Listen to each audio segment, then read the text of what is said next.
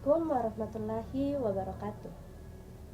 Perkenalkan, nama saya Sulfitri dari kelas M221 dengan NIM 220407500004. Baik, di sini saya akan memaparkan materi-materi yang telah diajarkan dan kesan-kesan selama belajar bersama dosen praktisi Ibu T1 Febida SPD GR. Video ini dibuat untuk memenuhi tugas ulangan akhir semester mata kuliah evaluasi pembelajaran di SD.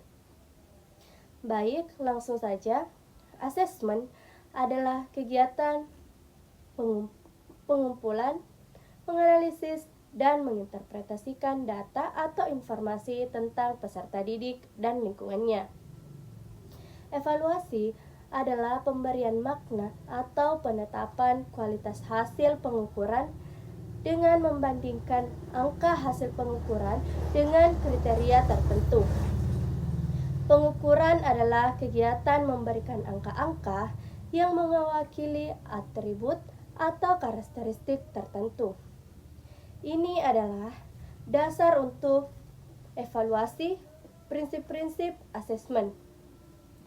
Yang pertama, asesmen harus terintegrasi dalam proses pembelajaran. Yang kedua, dirancang sesuai dengan fungsinya. Yang ketiga, adil, proporsional, valid, dan dapat dipercaya.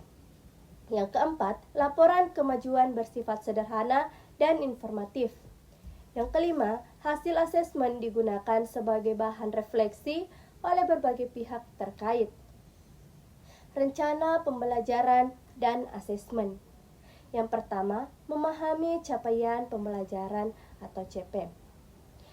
Yang kedua, merumuskan tujuan pembelajaran atau TP. Yang ketiga, menyusun alur tujuan pembelajaran atau ATP. Yang keempat, merencanakan pembelajaran dan asesmen. Langkah-langkah penyusunan tes hasil belajar menurut Anas Sudijono 2011. Yang pertama, mengukur hasil belajar yang jelas sesuai dengan tujuan instruksional. Yang kedua, butir soal harus merepresentasikan bahan pembelajaran yang telah diajarkan. Yang ketiga, bentuk soal harus bervariatif. Yang keempat, tes didesain sesuai dengan kegunaannya. Yang kelima, memiliki reliabilitas yang dapat diandalkan. Yang keenam, digunakan sebagai alat ukur keberhasilan belajar. Penyusunan instrumen non-tes menurut Ani Rusilowati 2013. Yang pertama, menentukan spesifikasi instrumen. Yang kedua, menuliskan instrumen dan menentukan skala instrumen. Yang ketiga, menentukan sistem penskoran. Yang keempat, menelaah instrumen. Yang kelima, merakit instrumen. Yang keenam, melakukan uji coba. Yang ketujuh, menganalisis hasil uji coba. Yang kedelapan, memperbaiki instrumen. Yang kesembilan, melaksanakan pengukuran. Yang kesepuluh, menafsirkan hasil pengukuran. Teknik non-tes adalah metode penelitian hasil belajar peserta didik yang dilakukan tanpa melalui pengujian langsung, melainkan melalui pengamatan sistematis. Bentuk-bentuk teknik non-tes menurut panduan pembelajaran dan asesmen. Teknik non-tes meliputi satu, observasi, yang kedua kinerja, yang ketiga proyek, yang keempat penugasan, yang kelima portofolio. Asesmen formatif bertujuan memberikan informasi atau umpan balik bagi peserta didik dan peserta didik untuk memperbaiki proses belajar selama pembelajaran berlangsung. Asesmen sumatif bertujuan memastikan ketercapaian keseluruhan tujuan pembelajaran dan dilakukan pada akhir proses pembelajaran. Validitas berasal dari kata validity yang berarti ketepatan dan kecermatan. Validitas mengukur sejauh mana instrumen mengukur apa yang seharusnya diukur. Validitas isi berhubungan dengan isi format instrumen yang berlangsung menjawab pertanyaan berikut. Yang pertama, seberapa tepat isi instrumen? Yang kedua, apakah instrumen sudah mengukur variabel yang ingin diukur? Yang ketiga, seberapa tepat butir tes mewakili sampel materi? Seberapa tepat format instrumen? Reliabilitas berasal dari kata reliability, yang berarti sejauh mana hasil suatu pengukuran dapat dipercaya. Hubungan validitas dan reliabilitas. Validitas adalah kesesuaian antara konsep dengan kenyataan, memastikan instrumen mengukur apa yang seharusnya diukur. Reliabilitas adalah kesesuaian hasil pengukuran mengukur konsistensi hasil pengukuran. Angket adalah lembar isian untuk mengumpulkan informasi, data diri, atau pendapat.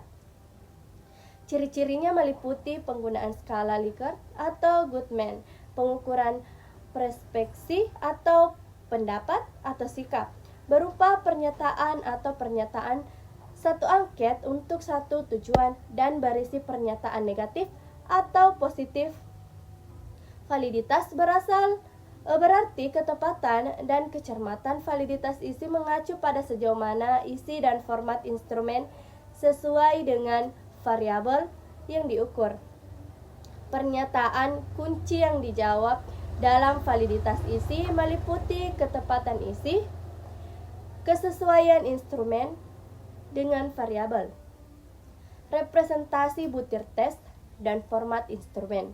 Pengertian reliabilitas. Reliabilitas berarti sejauh mana hasil suatu pengukuran dapat dipercaya.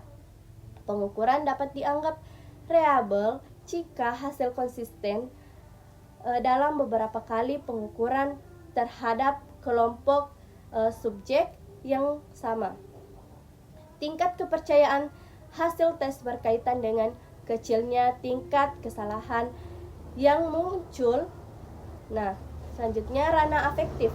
Ranah afektif meliputi aspek emosional seperti perasaan, minat, sikap, dan kepatuhan. Karakteristik ranah afektif mencakup sikap, minat, konsep diri, nilai, dan moral. Domain ranah afektif ada 5. Yang pertama itu menerima, yang kedua menanggapi, yang ketiga menghargai, yang keempat menghayati, yang kelima mengamalkan. Penilaian afektif, sikap bermula dari perasaan dan terkait dengan kecenderungan merespons sesuatu. Sikap dapat dibentuk untuk menghasilkan perilaku yang diinginkan. Metode penilaian afektif meliputi 1. Observasi, penilaian jurnal, penilaian diri, penilaian teman sebaya. Karakteristik ranah psikomotor. Ranah psikomotor berkaitan dengan keterampilan atau keahlian yang diperoleh setelah seseorang menerima pengalaman belajar tertentu. Keterampilan ini mencakup tindakan fisik dan motorik yang sering memerlukan latihan dan praktik berulang. Domain ranah psikomotor. Menurut Duff dalam Dudung 2018, hasil belajar psikomotor dapat dibedakan menjadi 5 tahap. Yang pertama imitasi, yang kedua manipulasi, yang ketiga presisi, yang keempat artikulasi, dan yang terakhir naturalisasi. Metode penilaian psikomotor. Yang pertama penilaian produk, penilaian proyek, penilaian kinerja. Penilaian autentik adalah pengukuran yang bermakna atas hasil belajar siswa yang mencakup ranah kognitif, afektif, dan psikomotor. Penilaian ini sinonim dengan asli, nyata, dan valid. Ranah penilaian. Yang pertama ranah kognitif, yaitu tes tertulis dan tes lisan. Penugasan. Yang kedua itu ranah afektif, yaitu penilaian diri, jurnal kelas, penilaian antar teman, observasi, wawancara. Yang ketiga itu ranah psikomotor, yaitu penilaian kinerja atau unjuk kerja, penilaian produk, penilaian portofolio, penilaian produk. Nah, selanjutnya kesan-kesan selama mengikuti perkuliahan. selama mengikuti perkuliahan bersama Ibu Tishatus Febida SPDGR. Sungguh sangat menyenangkan dan berkesan. Banyak sekali ilmu yang bisa kami ambil. Saya sangat bersyukur bisa bertemu dengan Ibu yang sangat baik, lembut, dan sangat ramah. Dan yang terakhir, kata-kata motivasi untuk menjadi lebih baik. Setiap hari adalah kesempatan baru untuk menjadi versi terbaik dari dirimu. Sekian dari saya. Wassalamualaikum warahmatullahi wabarakatuh.